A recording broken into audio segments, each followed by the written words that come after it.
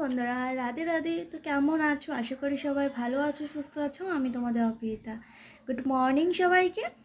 তো আজ হচ্ছে আমার জন্মদিন, তো সবাই একটু আমার জন্য প্রার্থনা করো যাতে আমি খুব ভালো থাকি, সুস্থ থাকি। তো সকালে সংসারের সমস্ত কাজকর্ম গুছিয়ে নিয়েছি আমি। এখন স্নান করে তোমাদের দাদাভাই এই নাইটিটা আমাকে জন্মদিনে গিফট করেছে, সেটা পরেছি। কিন্তু সকাল দিয়ে কেন জানি না মনটা খুবই খারাপ লাগছে বাবা মার জন্য। শুধু জানি না কেন কান্না পাচ্ছে। এই প্রথমবার আমি আমার মা বাবাকে ছাড়া জন্মদিন কাটাচ্ছি। বাবাকে ছাড়াও তো জন্মদিন আমি কাটিয়েছি, কিন্তু মাকে ছাড়া কখনো কাটাইনি। তো তার জন্য একটু সকাল দিয়ে কান্না পাচ্ছিল। তো যাই হোক,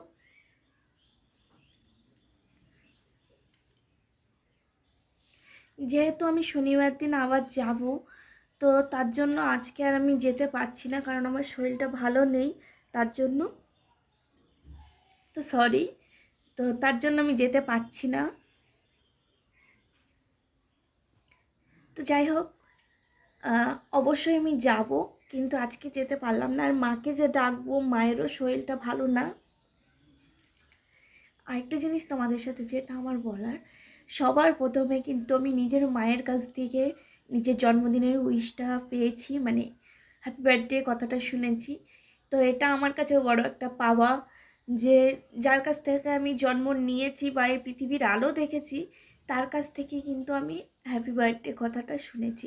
তো আমার জন্মদিন হচ্ছে 5/12/2003, মানে ডিসেম্বরের 5 তারিখে। কিন্তু এই ভিডিওটা আমি কবে পোস্ট করব সত্যি আমি জানি না। তো যেদিনই পোস্ট করি, তোমরা আমার জন্য একটু প্রার্থনা করো যাতে আমি খুব ভালো থাকি, সুস্থ থাকি, খুব ভালো একটা মানুষ হতে পারি, আর তোমাদের কাছে প্রিয় হয়ে উঠতে পারি। এটুখানি। দেখা হচ্ছে তোমাদের সাথে দোকানে গিয়ে।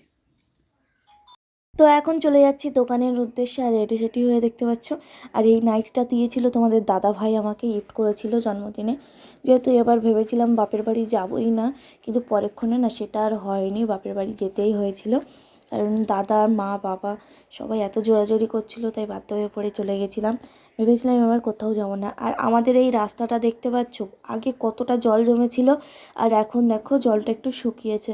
এটা দেখলে না অনেকটা শান্তি লাগে। তারপর ফাইনালি চলে গেছিলাম দোকানে, আর গিয়ে বসে পড়েছি, দেখতেই পাচ্ছ। আর দোকানে বসে আমি ভাবছি যে কি করব। কেউ এখনও সকাল দিয়ে সেরকমভাবে কেউ উইশ করলো না, কিন্তু পরে না সবাই উইশ করেছিল, কিন্তু একটু লেটে। সবাই নিজের কাজে ব্যস্ত ছিল, তাই হয়তো এত লেট করে বললো। তো আমার এই দোকানটা আর হয়তো বেশি দিন থাকবে না। এটা বলছি কেন, সেটা কোনো অনেকটা পরের ভিডিওতে জানাবো। তো যাই হোক, এখানে আমি মেহেন্দি পরে নিয়েছিলাম জন্মদিনের দিন। কেমন হয়েছে ডিজাইনটা কমেন্ট বক্সে জানিও। তোমাদের যদি এরম ডিজাইন দরকার থাকে কমেন্ট বক্সে জানিও, আমি ডিজাইনটা অবশ্যই তোমাদের সাথে শেয়ার করব। দেখো সুন্দর মতো পরে নিয়েছিলাম। হাতের ভেতরে ডিজাইনটা তোমাদের সাথে পরে শেয়ার করছি। তারপর আর বেশিক্ষণ দোকানে বসিনি, দোকান লক করে চলে যাচ্ছিলাম বাড়ির উদ্দেশ্যে, কারণ আর মন মেজাজ ভালো লাগছিল না।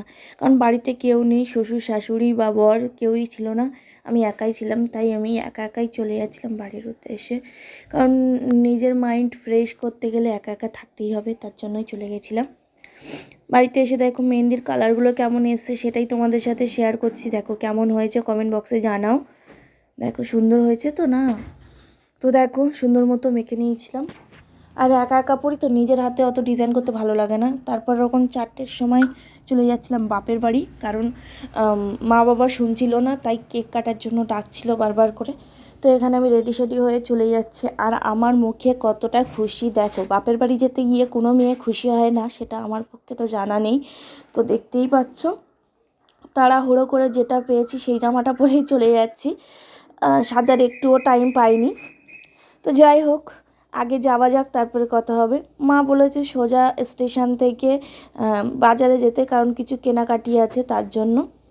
তো চলো যাওয়া যাক। তারপর তাড়াহুড়ো করে ভ্যান ধরে নিয়েছি, আর ভ্যানটাও তাড়াতাড়ি আমি পেয়ে গেছিলাম। এটা আমার কাছে খুব একটা লাকি ব্যাপার, বেশিক্ষণ বসতে হয়নি। তো চলে যাচ্ছি স্টেশনের উদ্দেশ্যে, চলো যাওয়া যাক। তারপর ফাইনালি পৌঁছে গেছি স্টেশনে। আর স্টেশনে আজকে যেহেতু শনিবার ছিল না, আজ ছিল বৃহস্পতিবার, তাই এখানে ভগবানকে প্রণাম করে চলে যাচ্ছি কিন্তু আমি বাপের বাড়ির উদ্দেশ্যে। তারপর ফাইনালি ঢুকে যায় ট্রেনটা। এবার ট্রেনে আমি উঠে পড়বো। আর ট্রেনটা না একদম ফাঁকা ছিল, এটা আমার কাছে খুব বড় একটা পাওয়া বিষয়। কারণ ট্রেন ভিড় থাকলে না খুব কষ্ট হয় ট্রেনে যেতে গেলে, যেহেতু বনগাঁ ট্রেন একটু ভিড় হয়ে যায়। তো চলো যাওয়া যাক। স্টেশনে নেমে গেছি, এবার তাড়াহুড়ো করে গাড়ি ধরার পালা। তো গাড়ি ধরে চলে যাচ্ছিলাম, তারপরে ফাইনালি কিন্তু আমি গঙ্গানগর পৌঁছে গেছিলাম। তো পৌঁছে সেখানে কিছুক্ষণ মায়ের জন্য ওয়েট করছি। তো ফাইনালি কিন্তু আমি অটো দিয়ে নেমে এবার মায়ের জন্য বাজারের ভেতর কিছুক্ষণ ওয়েট করব। আর তারপর বাজারে গিয়ে মা আমার পছন্দের কিছু খাবার কিনে নিয়েছিল, যেমন এখানে কাঁকড়া, যেটা আমি খেতে খুবই পছন্দ করি, সেটাই কিনছিলাম এখানে। তো এই লোকটার কাছ দিয়ে কিনছিলাম আর বলছিলাম তোমার মুখটা তুলে রাখছি, আর কেমন কাঁকড়া দাও সেটাই দেখব। কিন্তু একদমই কাঁকড়াগুলো ভালো হয়নি, মানে শ্বাস একদমই হয়নি, পুরো ছিপড়া ছিল। কী করবো বলো। তারপরে আমি আবারও চলে এসেছি বাড়ি, আর খুবই কষ্ট হয়ে গেছিলো, তাই একটু রেস্ট নিয়ে নিচ্ছিলাম শুয়ে। আর দাদা বাবা এখনও কেউ আসেনি, তাই কেক কাটা হয়নি। তারপর বরমশাই চলে এসেছিলো, আর কী কী মিষ্টি এনেছিল সেটাই তোমাদের সাথে শেয়ার করছিলাম। এই 2 রকম মিষ্টি এনেছিল।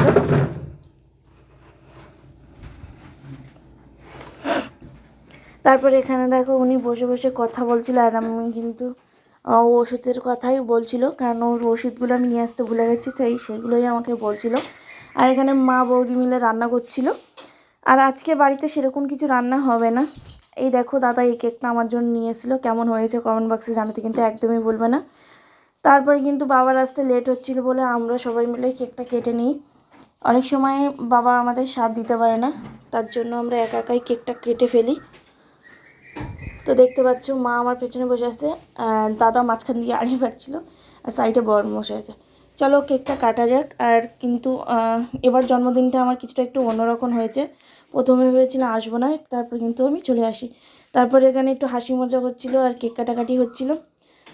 আর এখানে মা আমাকে একটু কেক খাইয়ে দেয়, তারপরে কিন্তু আমি একে একে সবাইকে কেক খাইয়ে দিই।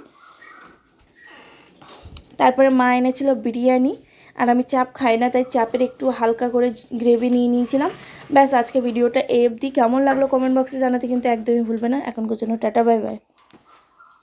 ভালো থেকো, সুস্থ থেকো, আর কমেন্ট বক্সে জানিয়ে যেও হ্যাপি বার্থডে। বাই।